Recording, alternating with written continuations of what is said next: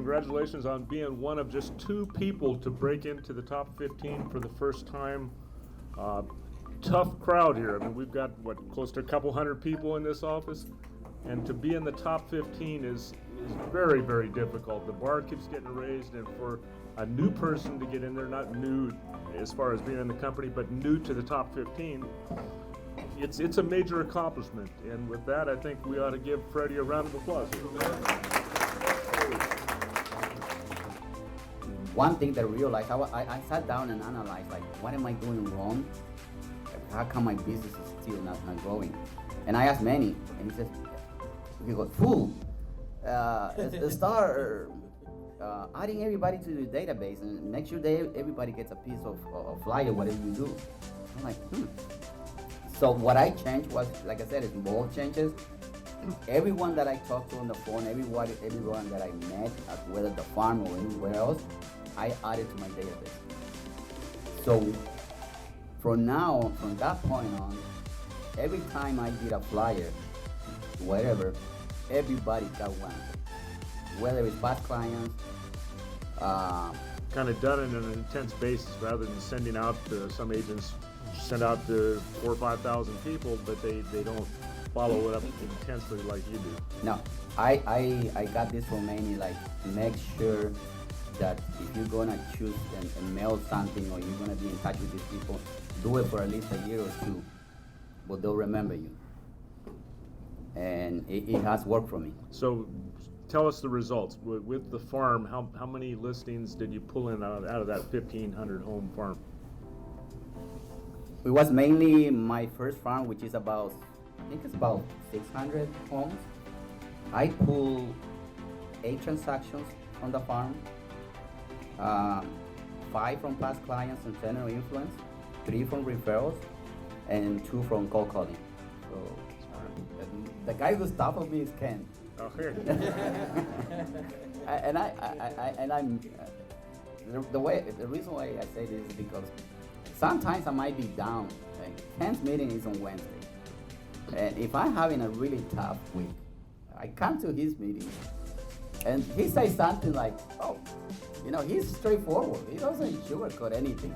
A lot of people don't like that, but I was like, "He's a general. We can solve it. We gotta whatever, And aside from that, he's been.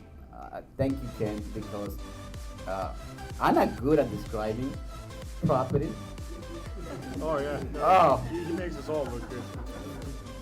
Sometimes I come in and Ken, I got pictures and where's the blur? I got nothing. I spent 2 hours and I just wrote 2 words in there, like, give me that. 15 minutes later, here you go. Awesome. I sent it to the sellers. Fredy, that looks awesome. I was like, thank you. I worked very hard. No? What system do you use to follow up with your leads? It's called Realty Juggler. I think it's $100 a year. It has a lot of things that you guys can use. It's very simple for me because I can print labels, keep track of my income, expenses, everything. Yeah. All right, we'll leave it open for one more round of questions if anybody has any. Is your marketing strategy to price it a little bit under market so that you get a lot of activity and wind up pricing it over, like Jimmy does and other agents do, or do you price it like at market value so that you can negotiate? Yeah, I usually, that's my strategy. After I do my listing presentation and the comparables, I always ask them, based on the information that I've shown here, giving you, where do you want to start? I'll ask them. If they give me a price, and here's one thing I do, I bring the seller's net sheet with 3 different options that you guys can get from the MLS, and I put 3 different prices. And I say, if they go, they're always gonna go for the highest. And I say, you know what, yeah, we can definitely do that, but why don't we start here in order for me to get you there? Why don't we start with the lowest price? And why was to get your mom a property, get her a home. What's your big why going forward now? My big why, Joe, is for make sure that my mom is being taken care of, and my family. I think with real estate, if we do what we're supposed to do, so many things that we can accomplish.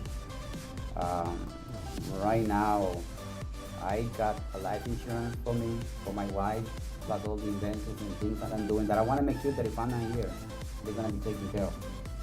What did you do before you got into real estate? I was like Nelson, doing soccer training. No. I was doing soccer training. I was a coach, but I was working in a warehouse in Chatsworth. Yeah, that was it. I didn't know anything about real estate until 2004. That's when I started looking into real estate. Because I saw people doing money in real estate. I didn't know anything about real estate. I'm like, okay. And when I bought my house, the agent who helped me, it was horrible. And I told my wife, I can do better. I'm gonna go to school. So I went to school. I got the license. I'm like, I can provide better service. Yeah, that's how I got into real estate. Obviously you have. It's working, yeah. And I think we'll wrap it up. Fredy, thank you so much.